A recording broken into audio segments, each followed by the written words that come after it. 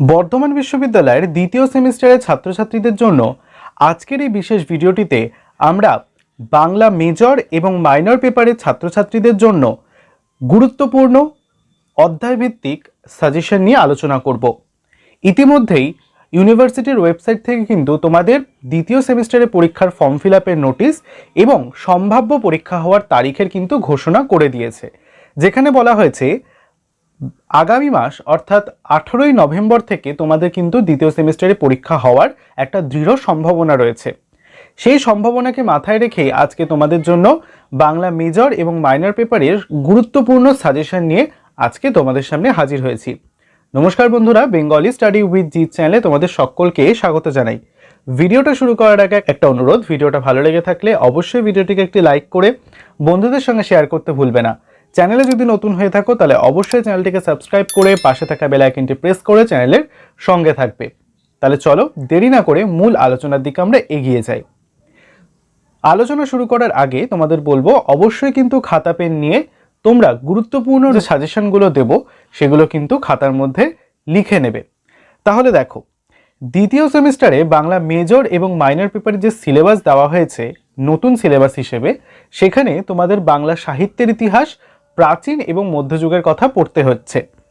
এই অধ্যায়গুলো থেকে তোমাদের বিভিন্ন একক অর্থাৎ একক 1, 2, 3 এবং 4 ভাগ করে প্রত্যেকটা এককের মধ্যে বিভিন্ন টপিকগুলোকে কিন্তু আলোচনা করা রয়েছে।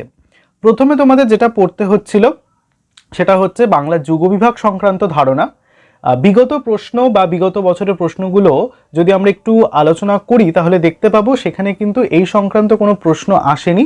তাই এবারও ধরে নেওয়া যাচ্ছে যে যুগবিভাগ সংক্রান্ত ধারণা থেকে কিন্তু সেভাবে কোনো প্রশ্ন আসার চান্স খুবই কম। তাই সেই অংশটা আমি বাদ রেখেছি। যদি পরবর্তীকালে প্রয়োজন হয় তাহলে কিন্তু আমি কমিউনিটি পোস্ট অথবা একটা ভিডিওর মাধ্যমে সেই অংশ থেকে গুরুত্বপূর্ণ সাজেশনটা দিয়ে দেব। এখন আমরা যে অংশ থেকে আলোচনা করব সেটা হচ্ছে বাংলা সাহিত্যে প্রথম সাহিত্যিক নিদর্শন, সেটা হচ্ছে চর্যাপদ।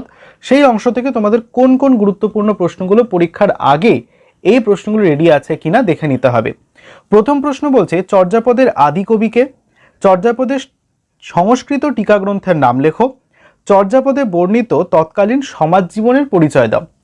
এখন বা আজকে তোমাদের যে প্রশ্নগুলো আমি দেব সম্পূর্ণ প্রশ্নগুলোই কিন্তু 5 এবং 10 2 নম্বরের ক্ষেত্রেই আসতে পারে। এবং বিগত বছরের প্রশ্নগুলো অ্যানালিসিস করে আমরা দেখেছি যে বর্ধমান বিশ্ববিদ্যালয়ের 5 থেকে মূলত 10 দাগের যে প্রশ্নগুলো হয় অর্থাৎ 10 নম্বরের যে প্রশ্নগুলো থাকে সেখানে কিন্তু পার্ট কোশ্চেনের প্রবণতাটা বেশি দেখা গেছে।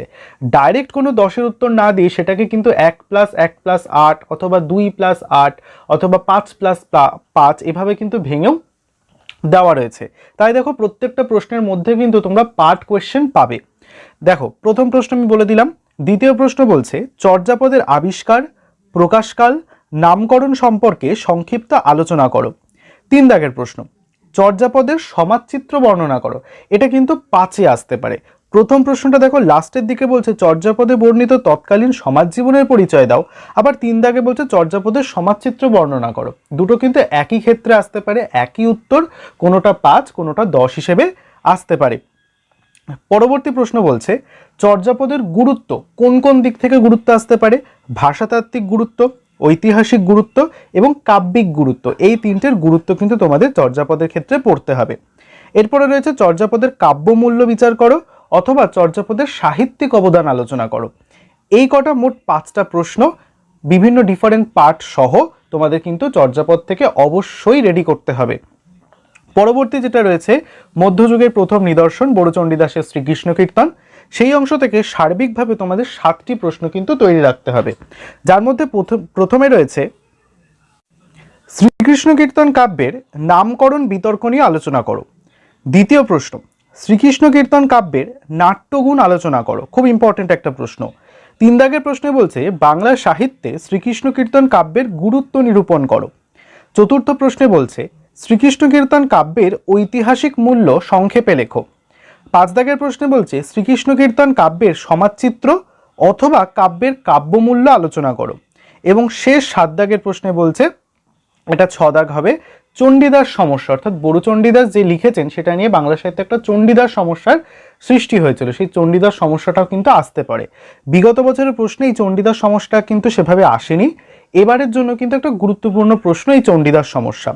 তোমরা যে প্রফেসর বা স্যারদের বা ম্যাডামদের কাছে পড়ো, অবশ্যই কিন্তু তোমাদের সেই স্যার ম্যাডামদের থেকে এই প্রশ্নগুলো কিন্তু লিখিয়েছেন কিনা অবশ্যই চেক করে নেবে। পরবর্তীতে রয়েছে তুর্কি আক্রমণ। এখান থেকে তোমাদের একটা প্রশ্নই সার্বিকভাবে পড়তে হবে, সেটা হচ্ছে বাংলা সাহিত্যে বা বাংলায় তুর্কি আক্রমণের সাহিত্যিক এবং সামাজিক প্রভাব উল্লেখ করো বা আলোচনা করো। একটা প্রশ্ন পড়লেই এখান থেকে যথেষ্ট। পরবর্তী যে পার্ট রয়েছে সেটা হচ্ছে বৈষ্ণব পদাবলী। সেখান থেকে প্রথম প্রশ্ন তোমাদের পড়তে হবে, কাকে কেন মৈথিল কোকিল বলা হয়, তার কবি প্রতিভার পরিচয় দাও, অর্থাৎ বিদ্যাপতির কথা বলা হয়েছে এখানে। পরবর্তী প্রশ্ন, কাকে কেন দ্বিতীয় বিদ্যাপতি বা বিদ্যাপতির ভাবশিষ্য বলা হয়। দ্বিতীয় বিদ্যাপতিও দিতে পারে, আবার বিদ্যাপতির ভাবশিষ্য, এই দুটো কোট লাইন দিয়ে তাদের উপাধি দিয়েও দিতে পারে। বলা হয় উদাহরণ সহ বুঝিয়ে দাও। 3 দাগের প্রশ্নে বলছে মিথিলার কবি বিদ্যাপতিকে বাংলা সাহিত্যে অন্তর্ভুক্তির কারণ নির্দেশ করো। 4 দাগের প্রশ্নে বলছে পদাবলী সাহিত্যে চণ্ডীদাসের অবদান বর্ণনা করো। 5 দাগের প্রশ্নে বলছে চৈতন্য পরবর্তী পদাবলিকার হিসেবে গোবিন্দ দাস অথবা জ্ঞানদাস। এখানে দুটোও দিতে পারে, 5 নম্বরের ক্ষেত্রে শুধু গোবিন্দ দাস দিতে পারে বা জ্ঞানদাস দিতে পারে, আবার 10 নম্বরের ক্ষেত্রে গোবিন্দ দাস জ্ঞানদাস দুজনেরই কথা দিতে পারে। এখানে আরো একটা কথা মাথায় রাখতে হবে, তোমরা কিন্তু অবশ্যই গোবিন্দ দাস জ্ঞানদাসের পাশাপাশি বলরাম দাসের অবদানটাও পড়ে নেবে যারা মেজর ছাত্রছাত্রী।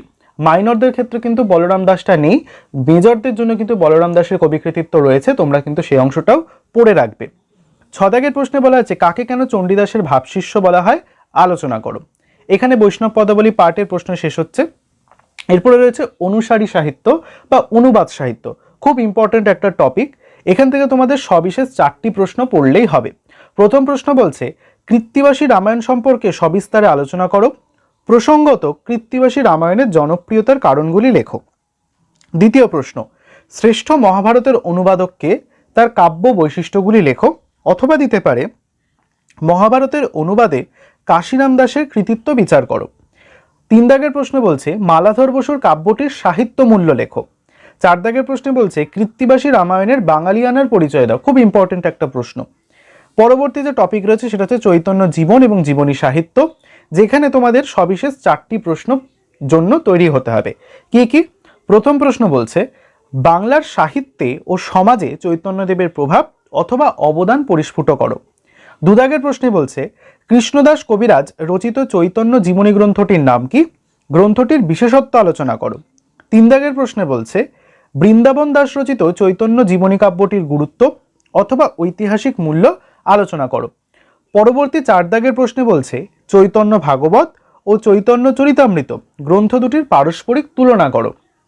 এরপরে রয়েছে মঙ্গল কাব্য, এটা একটা অনেকটা বড় চ্যাপ্টার, এখান থেকে একটু তোমাদের বেশি করে প্রশ্ন তৈরি করতে হবে, কারণ প্রতিবারই দেখা গেছে যে মঙ্গল কাব্য থেকে একটা না একটা প্রশ্ন কিন্তু অবশ্যই দিয়েছে। প্রথম প্রশ্ন বলছে মঙ্গল কাব্যের সংজ্ঞা ও বৈশিষ্ট্য অথবা মঙ্গল কাব্যের উদ্ভবের সামাজিক প্রেক্ষাপটটি আলোচনা করো। 2 দাগের প্রশ্নে বলছে মনসা মঙ্গল কাব্যের দুজন পূর্ববঙ্গীয় ধারার কবির নাম উল্লেখ করে যে কোনো একজন কবির কবি প্রতিভার পরিচয় দাও। 3 দাগের প্রশ্নে বলছে ধর্মমঙ্গল কাব্যের শ্রেষ্ঠ কবি কে, তার কাব্যের বিশেষত্বগুলি সংক্ষেপে লেখো। পরবর্তী প্রশ্ন অর্থাৎ 4 দাগের প্রশ্নে বলছে শিবায়ন কাব্যধারা শ্রেষ্ঠ কবি কে, তার কাব্যের শ্রেষ্ঠত্বগুলি আলোচনা করো। পরবর্তী প্রশ্ন ধর্মমঙ্গল কাব্যকে রাঢ়ের জাতীয় কাব্য বলা হয় কেন, আলোচনা করো। চণ্ডীমঙ্গল কাব্যধারার শ্রেষ্ঠ কবির কবি কৃতিত্বের পরিচয় দাও, অর্থাৎ এখানে মুকুন্দরাম চক্রবর্তীর কথা তোমাদের লিখতে হবে, কারণ চণ্ডীমঙ্গল কাব্যের একমাত্র শ্রেষ্ঠ কবি হচ্ছেন কবিকঙ্কন মুকুন্দরাম চক্রবর্তী, তার কবি কৃতিত্বের কথা এখানে লিখতে হবে। এখানে প্রশ্নটা চণ্ডীমঙ্গল কাব্যের শ্রেষ্ঠ কবি দিয়ে দিয়েছে, আবার ডাইরেক্ট কিন্তু চণ্ডীমঙ্গল কাব্যধারা শ্রেষ্ঠ কবি মুকুন্দরাম চক্রবর্তীর কবি কৃতিত্বের পরিচয় দাও, এভাবেও কিন্তু ঘুরিয়ে দিতে পারে, উত্তর কিন্তু একই লিখতে হবে। পরবর্তীতে বলছে অন্নদামঙ্গল কাব্যকে নূতন মঙ্গল বলার কারণ কি। আর একটা প্রশ্ন এখান থেকে ঠিক একইভাবে ঘুরিয়ে আসতে পারে নূতন মঙ্গল বা অন্নদামঙ্গল কাব্যের পার্ট থেকে, বলতে পারে অন্নদামঙ্গল কাব্যের রচয়িতা কবি ভারতচন্দ্র রায়গুণাকরকে কেন যুগ সন্ধিক্ষণের কবি বলা হয় সেটা আলোচনা করো। এটাও কিন্তু খুব ইম্পর্টেন্ট একটা প্রশ্ন। পরে রয়েছে প্রণয়োপাখ্যান বা যেটাকে আমরা ইসলামী সাহিত্যও বলে থাকি, সেখান থেকে সবিশেষ তোমাদের মোটামুটি 3টে প্রশ্ন পড়লেই হবে। এখানে যেহেতু অনেকগুলো পার্ট একসঙ্গে রয়েছে তাই আমি প্রণয়োপাখ্যানের মধ্যে 3টে প্রশ্ন একেবারে মার্জ করে দিয়েছি। প্রথম প্রশ্ন পড়তে হবে তোমাদের সপ্তদশ শতকে আরাকান রাজসভার দুজন কবির নাম লেখো এবং যে কোনো একজন কবির কবি প্রতিভার পরিচয় দাও। দুদাগে তোমাদের পড়তে হবে নাথ সাহিত্যের অনুবাদককে, তার কাব্য বৈশিষ্ট্যগুলি লেখো। 3 দাগের প্রশ্নে তোমরা পড়বে ময়মনসিংহ গীতিকা কবে কোথা থেকে প্রকাশিত হয়, এই গীতিকা সংকলনে অন্তর্ভুক্ত যে কোনো একজন বা একটি কাহিনীর সংক্ষেপে লেখো। অর্থাৎ ময়মনসিংহ গীতিকার একটি কাহিনী সংক্ষেপে লিখতে বলা হয়েছে। পরবর্তীতে দুটো টপিক পড়ে রইলে, সেটা হচ্ছে শাক্ত সাহিত্য এবং বাউল গান। এখান থেকে খুব বেশি তোমাদের বেশি কিছু পড়তে হবে না। সর্বমোট শাক্ত সাহিত্য থেকে দুটো প্রশ্ন পড়তে হবে। প্রথম প্রশ্ন বলছে আগমনী ও বিজয়ের গান রচনায় কমলাকান্ত ভট্টাচার্যের কৃতিত্ব আলোচনা করো, এবং 2 দাগের প্রশ্ন বলছে শাক্ত পদাবলী ধারায় কবি রামপ্রসাদ সেনের অবদান আলোচনা করো। লাস্ট যে টপিকটা রয়েছে অর্থাৎ বাউল গান, সেখান থেকে একটা প্রশ্ন পড়লেই একদম অ্যাপ্রোপ্রিয়েট, সেটা হচ্ছে লালন ফকিরের বাউল গানের অন্তর্নিহিত জীবনবোধ সম্পর্কে আলোচনা করো। ব্যাস, এই কটা টপিক বা এই কটা অধ্যায় তোমাদের বাংলা সাহিত্যে প্রাচীন এবং মধ্যযুগের কথা বলা হয়েছে। সেখান থেকে অধ্যায় ভিত্তিকভাবে তোমাদের সম্পূর্ণ প্রশ্নগুলো কিন্তু আমি তোমাদের একটা গুরুত্বপূর্ণ সাজেশন আকারে দিয়ে দিলাম। এখনো পরীক্ষার কিছুটা সময় বাকি রয়েছে, তোমরা কিন্তু অবশ্যই এই প্রশ্নগুলো এখন থেকেই তৈরি করা শুরু করে দাও। এর মধ্যে থেকে আমি তোমাদের বলছি কমন আসার সম্ভাবনা কিন্তু অনেকটা রয়েছে, তাই এই প্রশ্নগুলো তৈরি করলে কিন্তু অনেক প্রশ্নের উত্তর তোমরা সহজেই লিখতে পারবে। বোঝা গেল? তাহলে আজকে এখানে সাজেশনের ভিডিওটা শেষ করছি। এর মধ্যে থেকে যদি তোমাদের কোনো প্রশ্নের উত্তর প্রয়োজন হয় তাহলে কিন্তু অবশ্যই কমেন্ট বক্সে লিখে জানাবে, আমি তোমাদের সেই উত্তরটা ভিডিও আকারে করে দেওয়ার চেষ্টা করব। দেখা হচ্ছে পরের ভিডিওটিতে, ততদিন এই প্রশ্নগুলো প্র্যাকটিস করতে থাকো, পড়াশোনার মধ্যে থাকো। টাটা।